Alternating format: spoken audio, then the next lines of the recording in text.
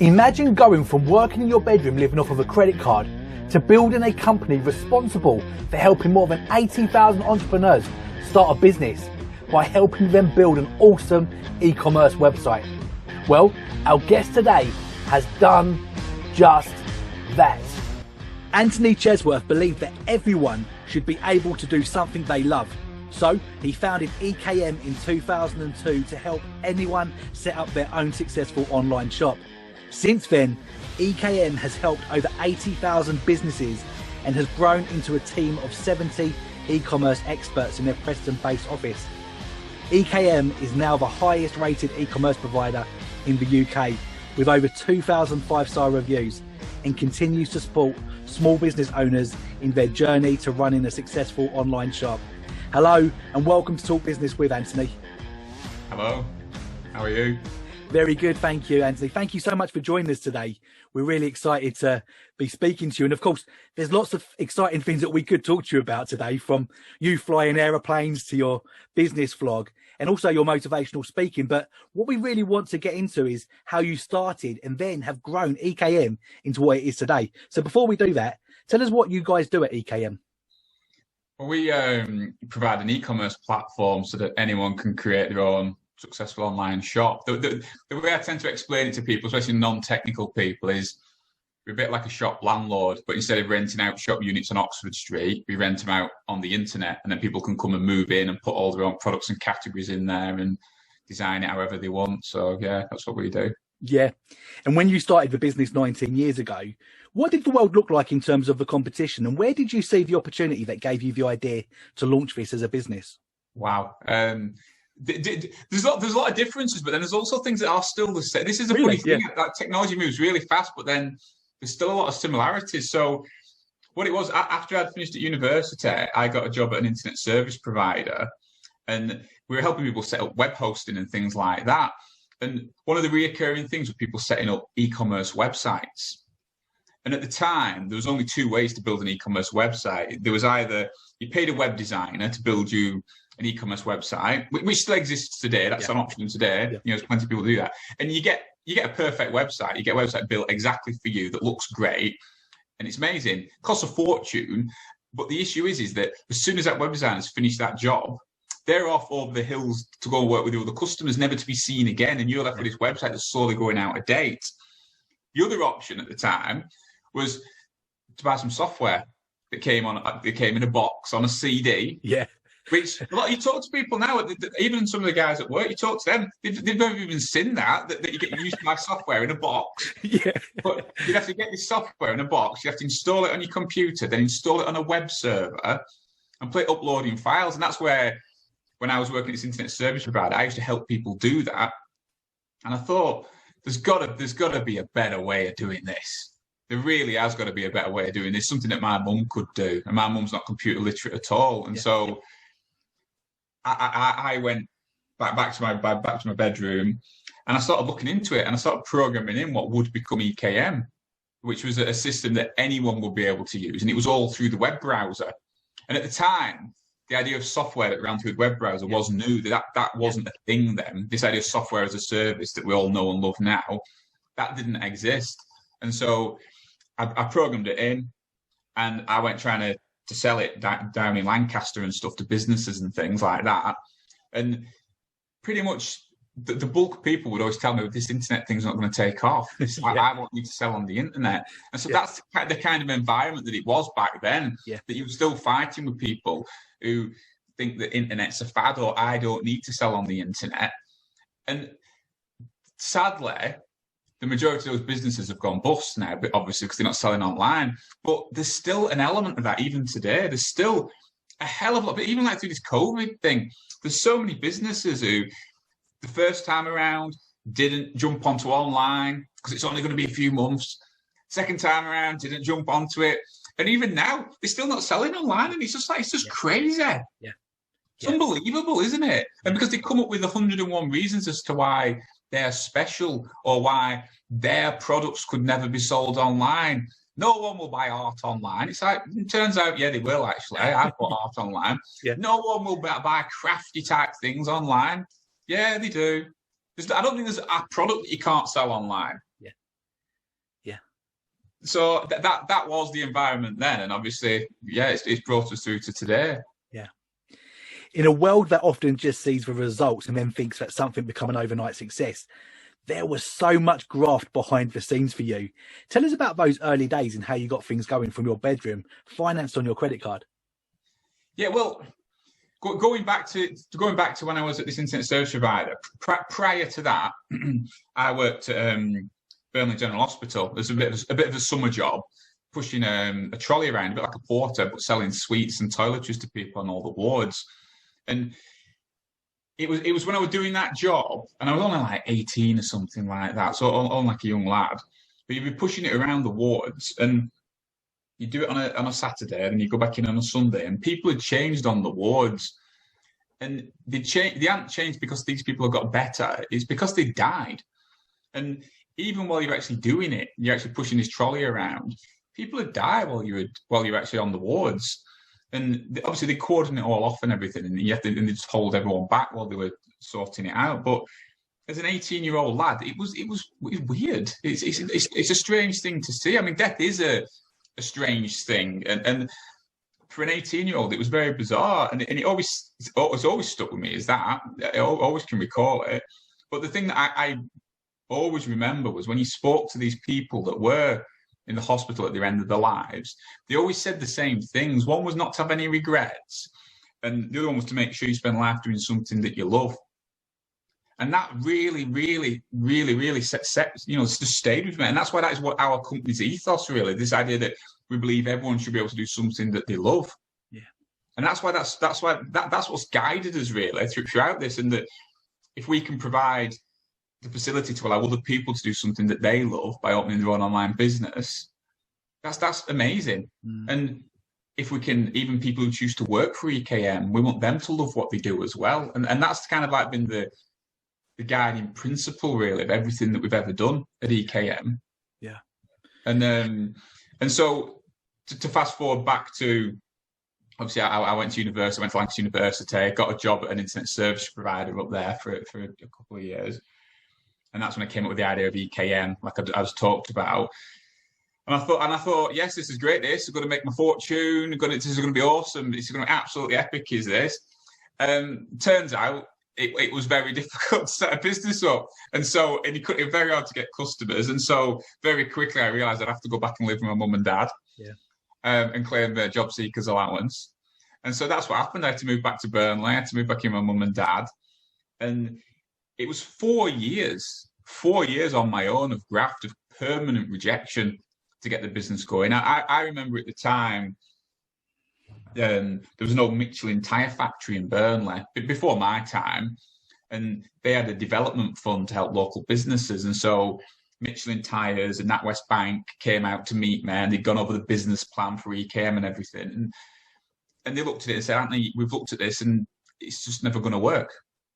And ironically, Michelin Tyres are one of our customers, and NatWest Bank we do a lot of banking with. And so it goes to show, never let anyone tell you that you can't do something. And that was continuous over 4 years. And it even got to the point where, although I've always had support from my friends and family and things, it did get towards that end of that 4 years where people were starting to say, like, do you not think you should maybe go and get a job now?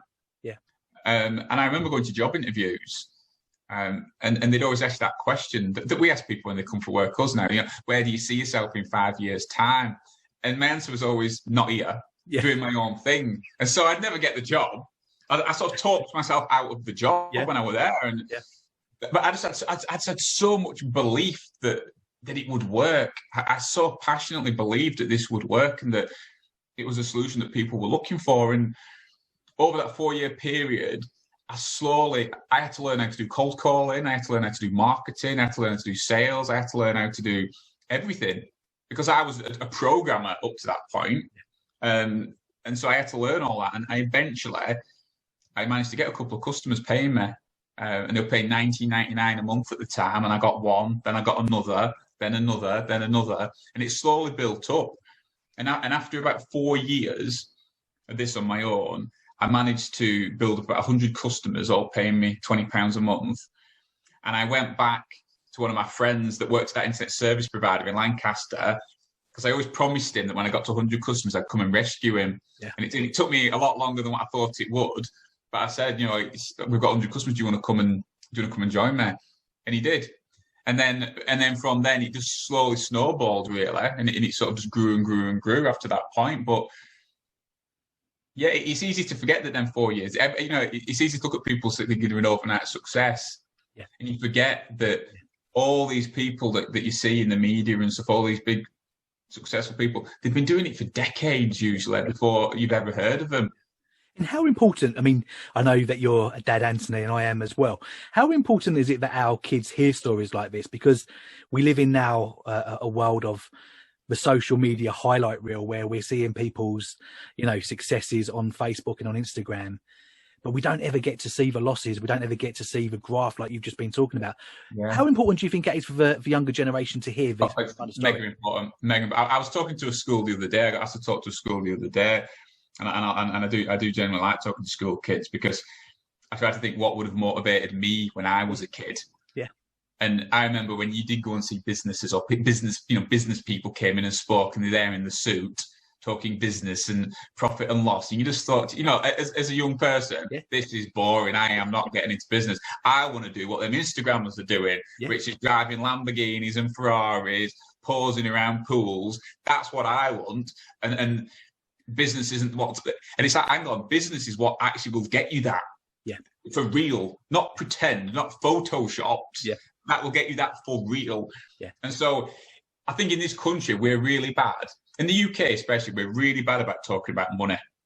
Talking about money is something that none of us like to do. Because we've all been brought up knowing not to talk about money. Yeah. And it's not something you do because you're worried about it coming across as bragging. And it's a private thing. Whereas other countries, like America and places in particular, they do talk about it. And actually, you should talk about it with your children. You should talk about the price of things and how you earn money and why this costs more than that, why that person earns more than that person, why that job is more valuable than this job, and why, and is that fair, is that right? And you should talk about stuff because it is important for young people to see the value of money and what you can do. And that just getting a job isn't necessarily the route out, the route to do, because the problem is schools and career advisors and people like that are only they don't know what they don't know, and they'll only advise what they know, and what they know is getting a job, which is why they're a careers advisor. And so they're going to recommend the same path to everyone, which is you go to school, you go to college, you go to university to get a good job, then you get a mortgage, a car, you get married, you have kids, you have tons of debt, and you're trapped in this system. But it's okay. Because it doesn't matter if you're not happy. It doesn't matter if you're not happy, as long as you're earning good money, because one day you'll eventually be able to retire, and that's when the fun starts. But it's like, but we know that's not true. Yeah. I know that's not true from talking to those people on that hospital ward who all told me, make sure you spend life doing something that you love. I'll be happy when. Yeah. Yeah, I'll be happy. Yeah, they defer the happiness, don't they? And it's a stat I use all the time. 3 out of 4 people hate what they do. Crazy. And that's 3 out of 4 people, because everyone gets stuck in this trap that they earn good money, so they'll have a job that they might love the job that they've got, but they get offered another job that's £5,000 more money. They hate it, but it's £5,000 more money, and work's supposed to be crap, innit? It's work. It's work. I hate work. Work's supposed to, even the word work, and it's like, it doesn't have to be that way, does it? And so I think if you're trying to tell young people anything, is that work should actually be fun. It shouldn't be work. It should be fun. Yeah. I enjoy it. I love every single day. Yeah, there's bits I don't like, but I genuinely love what I do. Yeah. And those people at the hospital were telling me do something that you love, and that's what that's surely got to be the message. Find that passion, and you can. And these days, especially for young people, there's so many opportunities to make money in things that would never exist. If I'd have told my mum and dad, probably the same as yourself, that I want to be a professional playing Mario Kart. I want to be a pro gamer. It'd be like, come on, get it real world. Now you can make millions being a pro gamer. It's mental, isn't it? Yeah. But yeah, I think it's about, people have to talk about money, and they have to talk about the successes and the failures. And I think more people need to do that. But the sad thing is, like you mentioned then about social media and things and Instagram and stuff. And the problem with Instagram, LinkedIn, it's all bullshit, isn't it? It really is. It's all just bollocks. And the problem is there's such an appetite for these fake stories, like, I became a millionaire overnight. People love that. But actually to tell people, well, it took me 10 years of hard graft. Yeah. Nah, that's not for me. That's not. I like the get rich quick, please. The get rich quick. I want to set up a website, press a button, doing drop shipping, and literally bank millions. And I know it can be done because it says so on the internet. And it's like, yeah, but it can't, can it? Yeah, it can, because there's a picture of the guy doing it stood in front of a Lamborghini.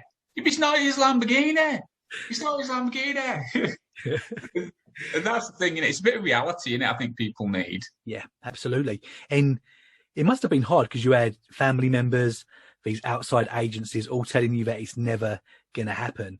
How close did you actually come to giving up in those early days, and what kept you going? Yeah, well, this is when I started going for jobs, when it started to get really close. Yeah, it was really tough.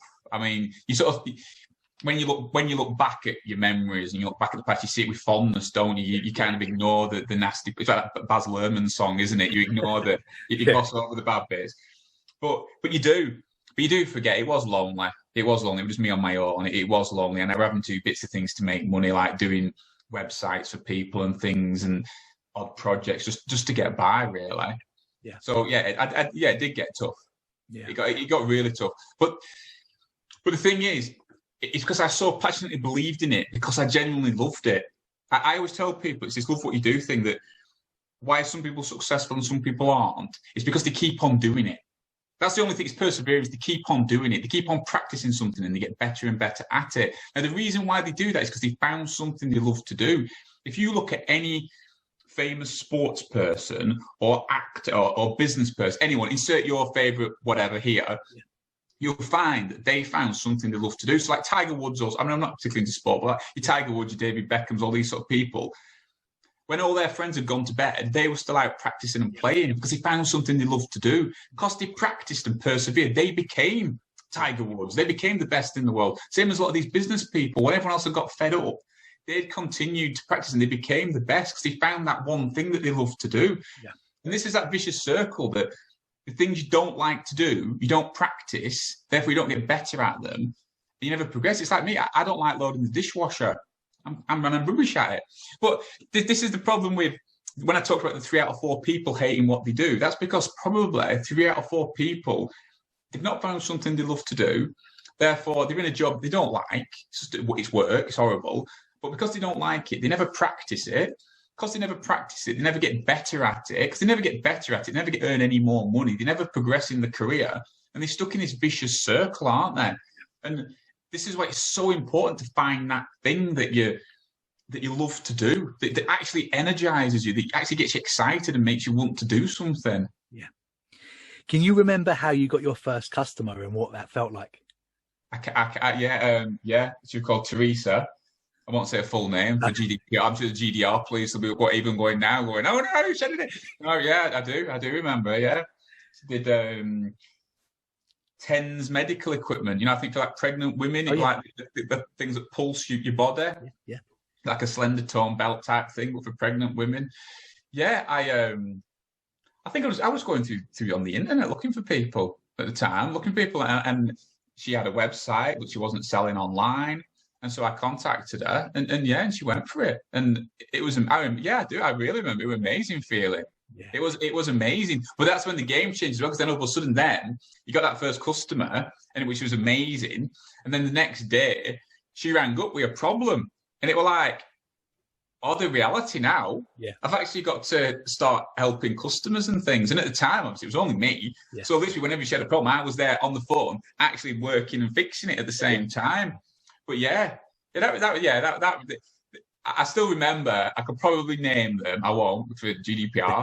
I could probably name you all my first 10, 20 customers. Yeah. And I owe a lot to them, actually, because if it wasn't for them, you wouldn't be here now. This is the thing. Everyone who's ever worked with EKM, whether they've had a job at EKM, whether there's been a customer, whether they're still with us or not, has been part of this success. And so, I owe everything to these people, really. Everyone that's ever supported me and EKM and the team. I do. I like stuff like that, and I always like other people's stories and things like that. It's nice, isn't it?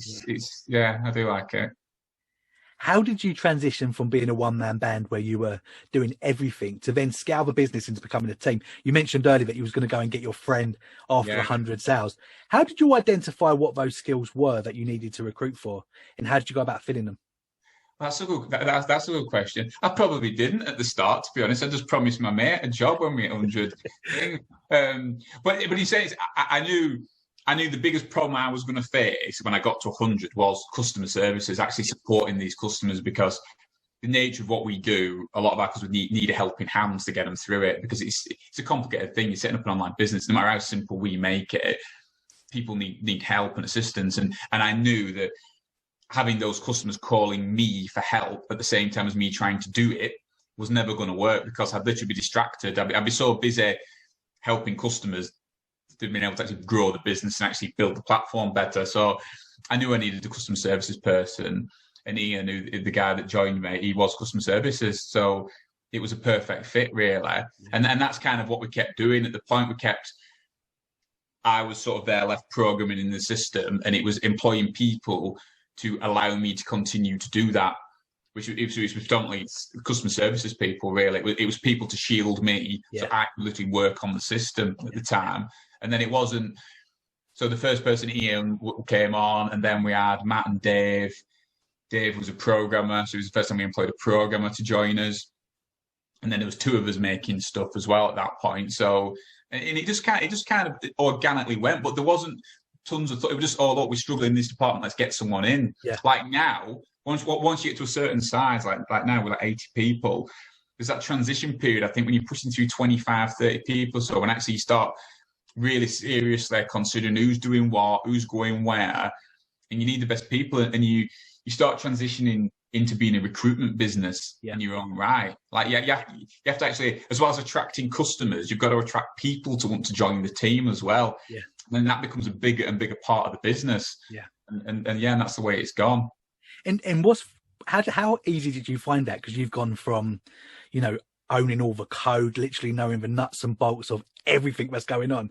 What was that process like for you, Antony, to actually have to let go of things and allow people to actually touch your little baby, so to speak? Yeah, I struggled with that. I struggled with that. Even when you saying that now brings me, my hands are shaking. I do struggle with that. I've tried very hard to not be involved. I think so many micro businesses, these small businesses that employ a few people, I think the majority of businesses stay micro because the owners can't stop micromanaging them. I think that's why they stay small, actually, because they've got to have the hand in every pie, and they've got to be the decision maker and involved in everything.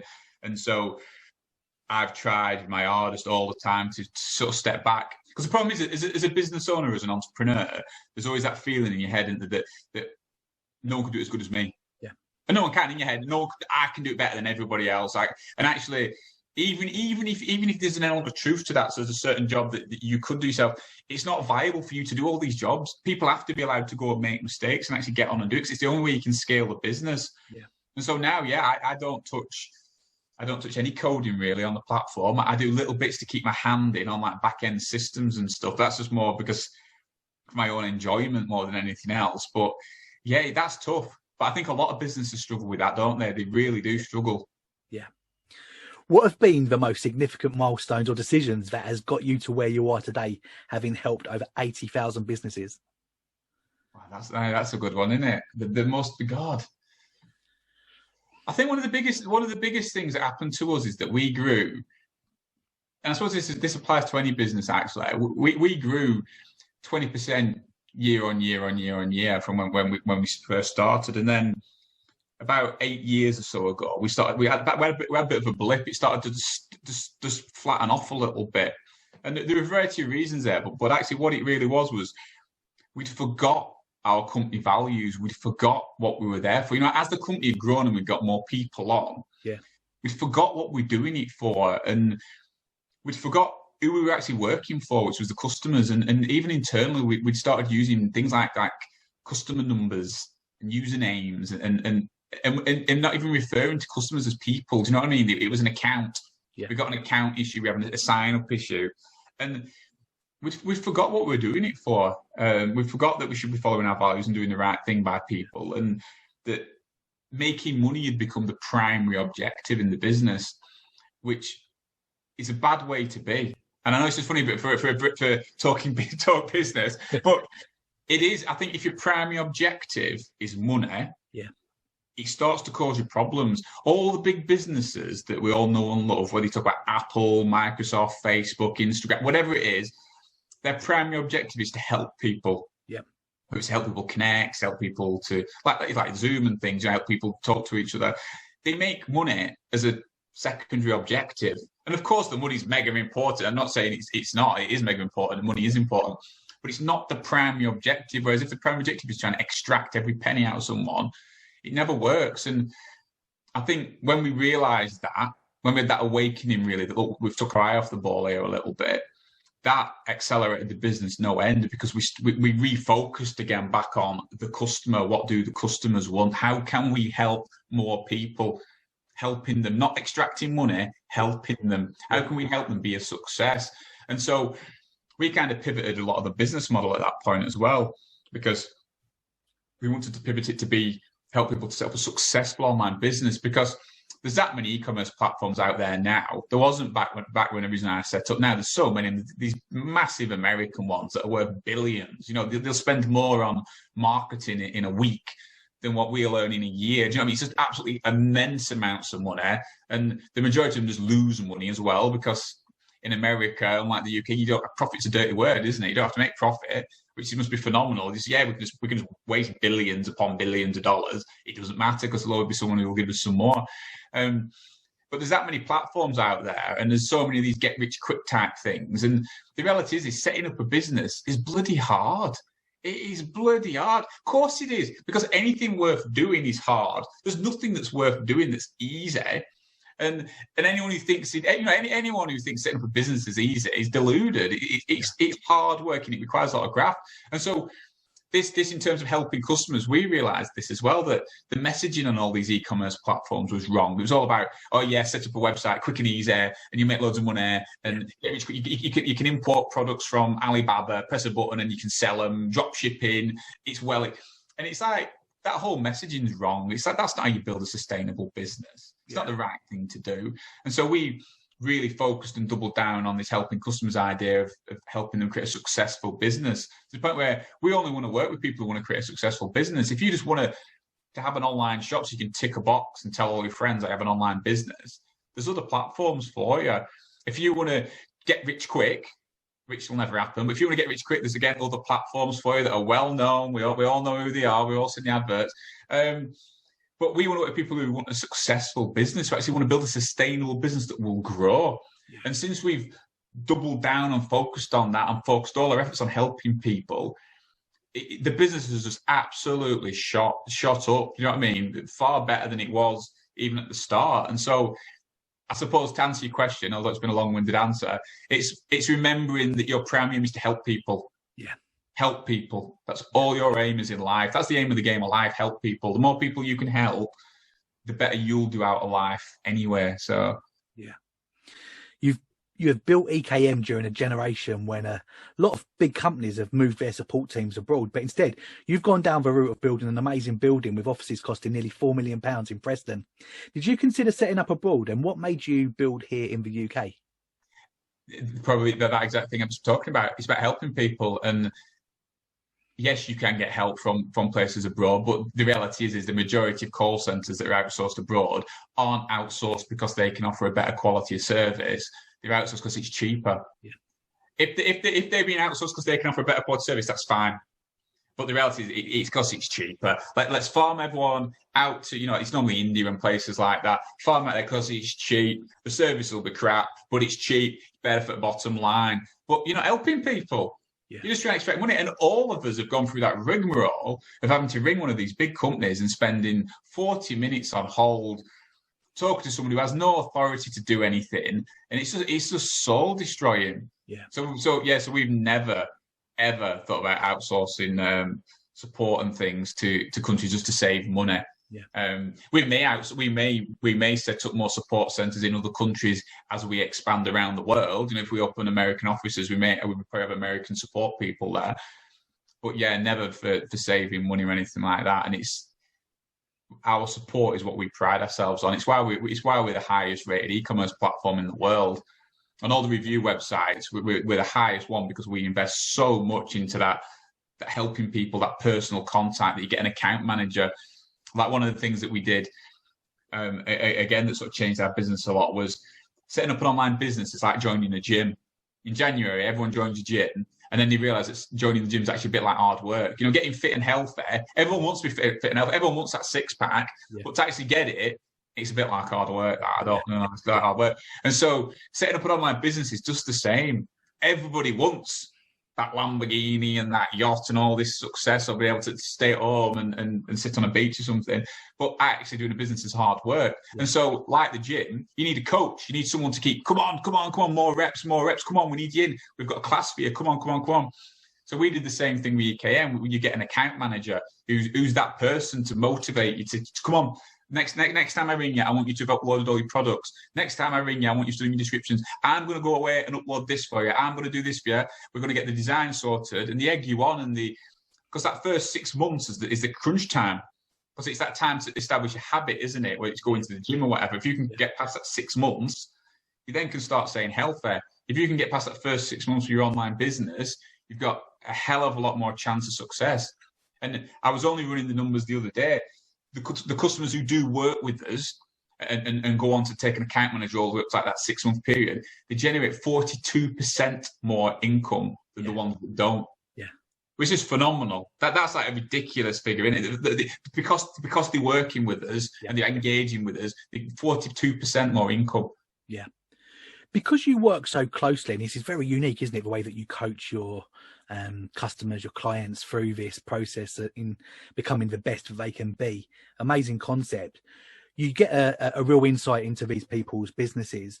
What are the common traits that you recognize in your clients that separate those online retailers that are the most successful to those that are not as successful?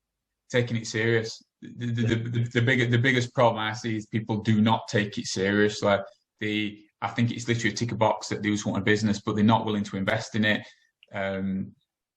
People still believe, it's going back references to the EKM, people still believe they can pay someone to build them a successful business. I'm going to pay, and it's always my mate's brother's friend, who's a web designer, I'm going to pay them $5,000 and they're going to build me this website, and then it's going to make me £1 million a year and I can sit at home doing nothing. And it's like, no, you've got to run the business. You've got to be invested in the business. You've got to take it seriously, because anything worth doing is hard work. Yeah. And there's a hell of a lot of people still today who just do not take it seriously. They do not invest in it. So when customers do fail, and of course they do, you're dealing with small businesses, and you're asking the question like, how much money have you invested into marketing it? Or both money and time onto social media, onto Google? Oh, nothing. No, I've not done that. And it's like, yeah, but how would you expect it to be a success then? You've got to invest in it. And the most soul destroying one for me is always sometimes, well, I've not had to do that on Amazon. I can sell all my stuff on Amazon and it don't cost me. And it's like, do you realize how much you pay in Amazon? You pay like what 30% to Amazon, plus they hold your money for 6 months. Yeah. Plus Amazon spend millions, if not billions, on marketing. Everyone knows who Amazon is, but no one knows who you are. And so if you sell a widget on Amazon, that person's bought it from Amazon. They've not bought it from you. Yeah. And it's like, no, they bought it from my shop on Amazon. No. Yeah. If you buy it, all of us, everyone watching this and listening to this now has bought things off Amazon that have come from a third-party seller. Yeah. But in your head, you've not bought it from a third-party seller. You bought it from Amazon. It's Jeff Bezos you bought it from. So you're not building a brand. And the other thing is you can be cut out like that. That's why I'm so worried about these people who do just rely on marketplaces, because they can. I literally see it. Yeah. People get turned off. Yeah. They get turned off for something. They get cut out. Someone else comes in selling the exact same product as them, and so he's taking it seriously and not wanting to build a brand and not wanting to build a business. Yeah. We're recording this at a time during the coronavirus lockdown when retailers need to be online more than ever. What would you say to a retailer that was still hesitant about taking their business online? If you could directly pitch to them right now. Directly pitch to them. You've got no choice. You've got no choice. This is, I said it at lockdown 1. I said it at lockdown 2. I've said it at lockdown 3. I'll say it at lockdown 4, 5, 6, 7, 8, 9, 10, 100, whenever they let us out of this, whenever they let us out.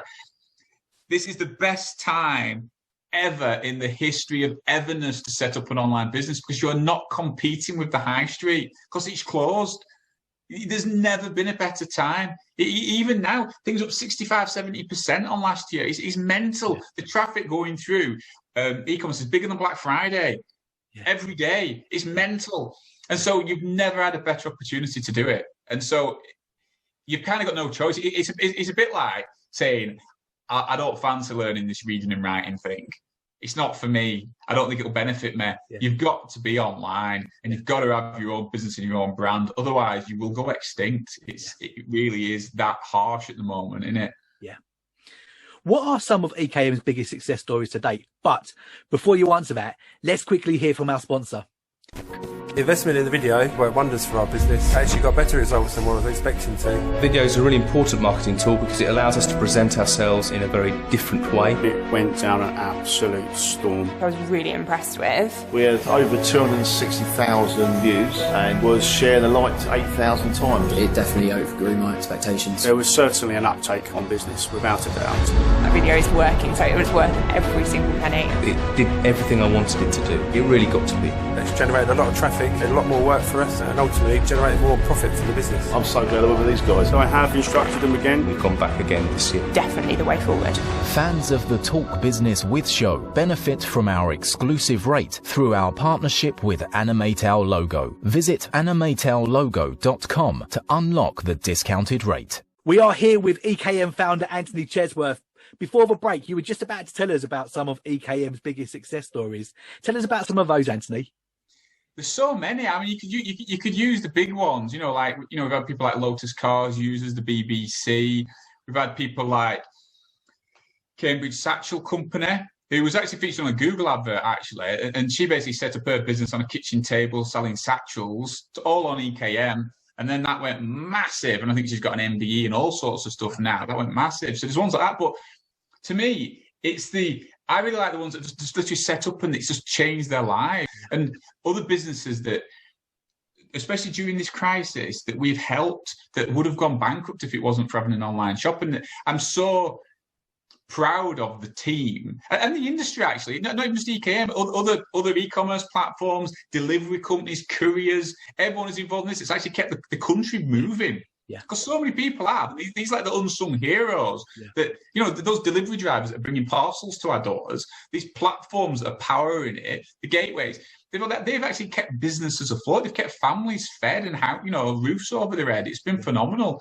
Yeah. But yeah, there's so many success. Honestly, we could be here for an hour going over success stories. But yeah, it's where it's changed someone's life.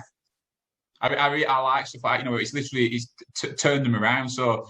We had a guy that did underfloor heating, for example, who built a business up.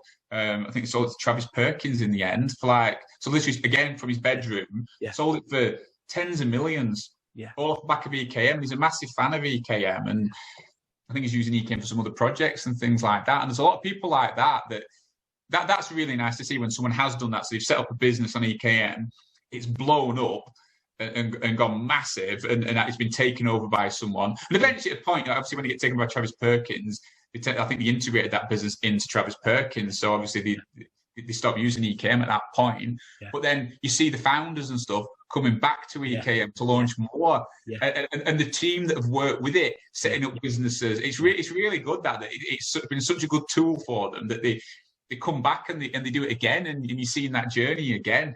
And it must be not only so encouraging for you, Antony, as well, from being the founder, but also for the team that are involved day to day, speaking to the clients, coaching them. It must be such a huge reward for those guys, right? Yeah. Oh, yeah. It must be so rewarding. And like I say, I'm so proud to be part of it, but I'm so proud of the team. Like I said, the people that they help on a daily basis, and they're changing lives. And I know everyone talks about impact and like making a dent on the universe, and I want to change the world, all that cliche stuff, but they actually are, because they're changing people's worlds. They're allowing them to do something that they love, and at the moment they're allowing them to survive and thrive in most cases. Do you know what I mean? It's immense, really.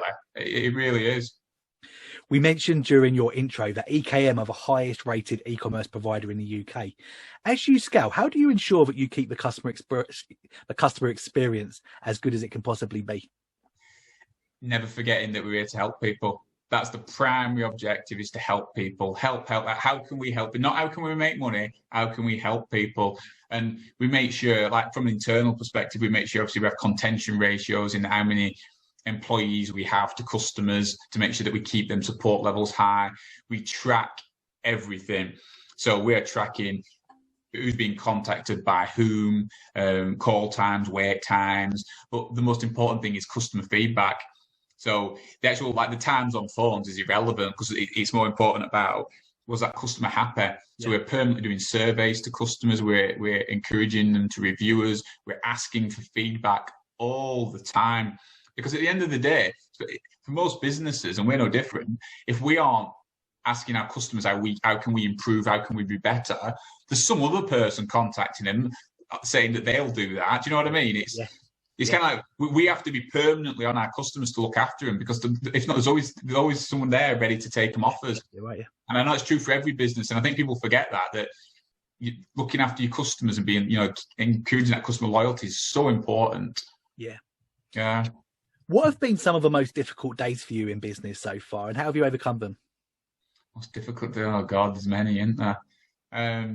It's tough as well. It's hard talking about, I know we spoke about it earlier, but talking about when things have gone wrong or when things are challenging at the time, you can't talk about them, can you? Because either it's commercially sensitive, so you don't want to talk about it, and also there is the bravado of, things aren't always good, are they? But they're not. Things aren't always good. Sometimes they're well stressed. I mean, I used to have a full head of hair, and now, you know what I mean? It's all gone.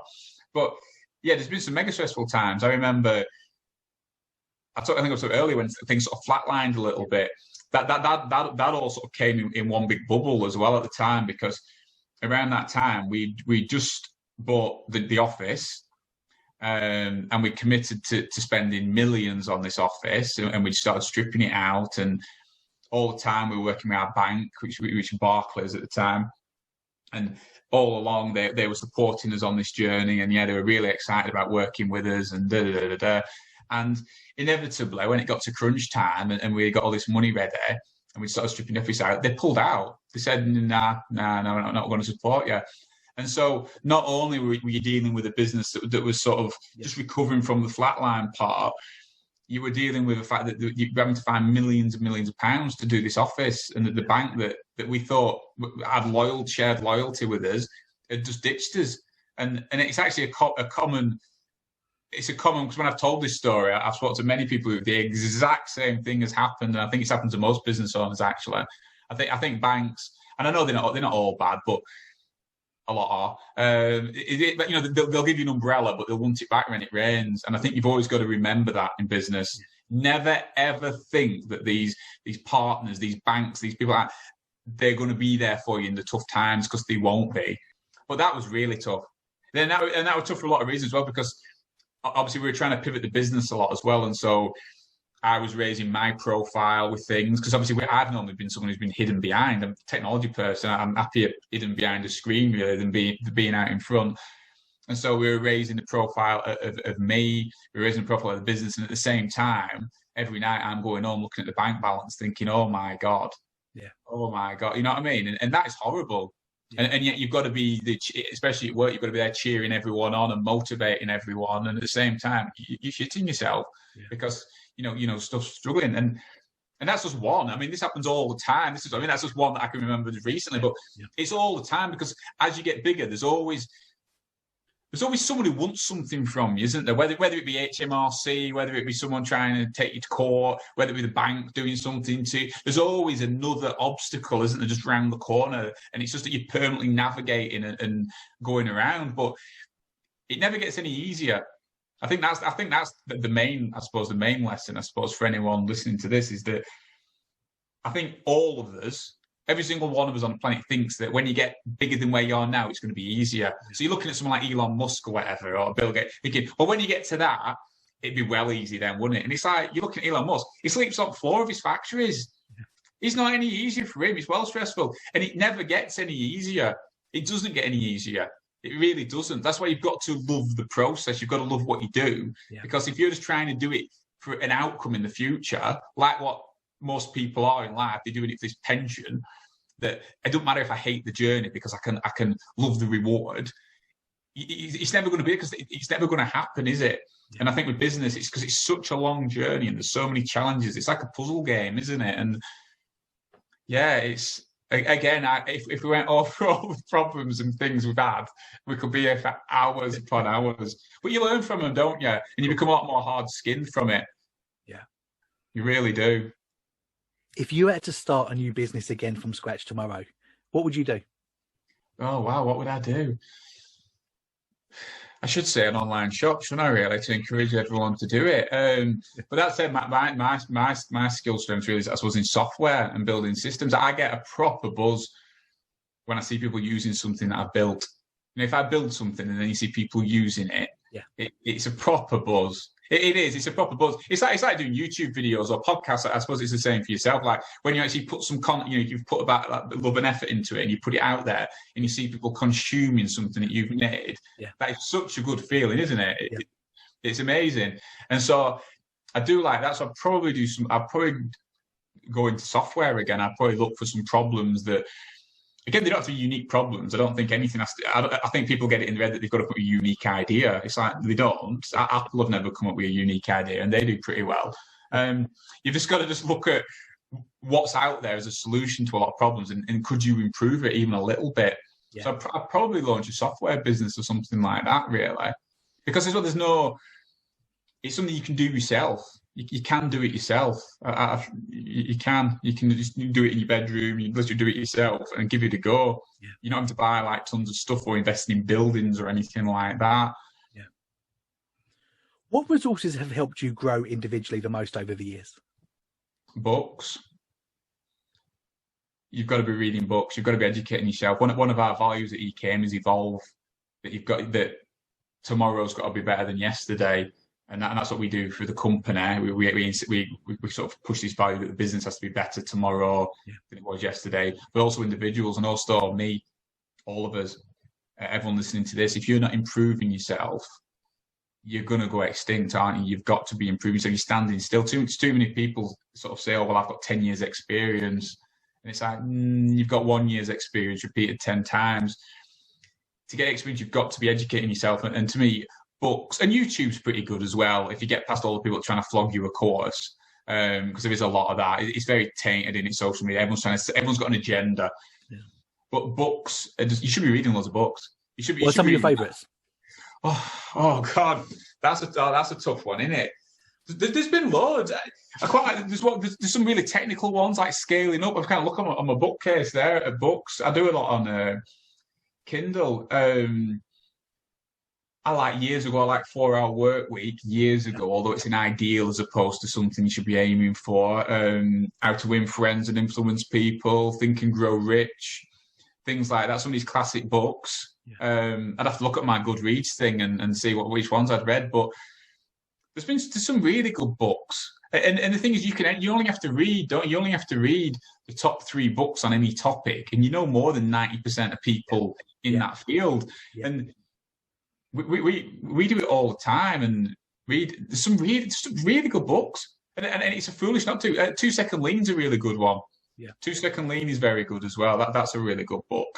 I'll think of loads when this interview finishes. Well. I wish I'd said this and this and this. You can always come back to the episode and leave some comments. Anthony, leave some comments and some good books. Yeah, but I just think books is the best thing. Yeah. But books, in terms of trying to educate yourself, obviously you've got to learn by doing stuff. But there's so many good books, and you can learn from these people that really know what they're talking about. And even if you only get 1 or 2 things from a book, it's worthwhile reading it. Yeah. And there's no excuse these days, because you've got like Audible and things like that. You can have it on your car. Yeah. So you can have it on your car while you're driving. Back in the olden days when you used to commute, it's not like these days. You can probably have it on while you're walking from your bedroom to your office. But you can have it on in the car while you're driving. You can be reading, books. Are you allowed to have them on whilst you're flying a plane, Anthony? I couldn't ask that question to many people, but I know you could answer. Yeah. Good, great. I think, yeah. I mean, I know a lot about whether you're supposed to talk about it or not. It's one of the I know the most important thing when you're doing a transatlantic flight or a long flight is that you've got a good book with you. Yeah. To keep yourself busy. But yeah, I like to read and listen to music and stuff. Yeah. Having enjoyed so much success, how do you keep yourself motivated and hungry? And what are your personal ambitions for the future? How do I keep myself? Seems it's funny you want to say this all the time, and it's not me being disrespectful or being ignorant or being selfish or greedy or anything like that. I don't feel that I'm there yet. I never have. I think I'm hungry for more. I always have been. I think the minute that I wake up in the morning and think I'm happy with my lot is the day to sell up and give up. I'm not. I think we're nowhere near as big as we can be. The business is nowhere near as big as it can be. There's always improvements. It's like a lot of people don't launch a business because they're embarrassed about it. And because of that, because it's not perfect, they wait till it's perfect. And of course, it's never perfect. There's no such thing as perfection. And so that's why no one ever gets off their arse and does anything, because I'm waiting until it's perfect. If I waited until EKM, the business was perfect before launching it, it still wouldn't be launched now. There's still things now that I don't like, I'm not happy with, I need to change it. And me as a person as well, I'm always improving. So yeah, I'm not there yet. So that's what keeps me going. I genuinely love the journey. I love the process. And I want to carry on growing it. I love the idea when you see these big companies like Microsoft and Facebook and things like that, where all, like, say, the top 250 employees are all multimillionaires. Because I'd love that. I'd love that if EKM could get to the point where all our top, 100, 200 people are all millionaires, because I'd be a billionaire. Yeah. But they'd be coming into work because they actually wanted to make a difference in the world. They won't be coming into work because they've got to pay the mobile phone bill. Yeah. And that must be amazing for those big companies. That must be a phenomenal feeling that people are coming in purely because they love it that much. Yeah. And that the money's not actually important anymore. So I'd love that, and I'd love that to be able to share that with the team, that they could have that level of success as well. Yeah, amazing. Antony, the period of time that we've spent together has been so amazing. Really enjoyed hanging out with you. Thank you so much for your time. Oh, you're welcome. Thanks for having us. Do you have any closing thoughts? And also, what's the best way for people to follow your journey? Closing thoughts. Is that Jerry Springer's final thought? Yeah. Well, our values, which I've kind of talked about throughout this, is that one of them is do the right thing. Yep. It's about treating people as they want to be treated, and it's always doing the right thing, not always the easy thing. Doing the right thing, which is really important. It's about this, what I talked about. Focus on helping people. Yeah. The more people you can help, whether it be customers, whether it be your friends, your family, your colleagues, that is how you will achieve success. So focus on doing the right thing and helping people. Our other value is impact. All of this stuff, even the stuff that we've talked about, it's all shoulda, coulda, woulda. If you've listened to this now and you're inspired to do something, it's all for nothing unless you make some impact. Unless you get off your backside and actually do something about it, it is pointless. Yeah. So it's about taking the stuff you've read in books, the things you've watched on YouTube, the podcasts you've listened to, and do an impact. Actually make a dent in the universe. Actually do something, which is the toughest thing. We can all read fitness magazines, but actually getting off our arse and going to gyms a bit more hard work. But it's the impact that makes a difference. So make some impact.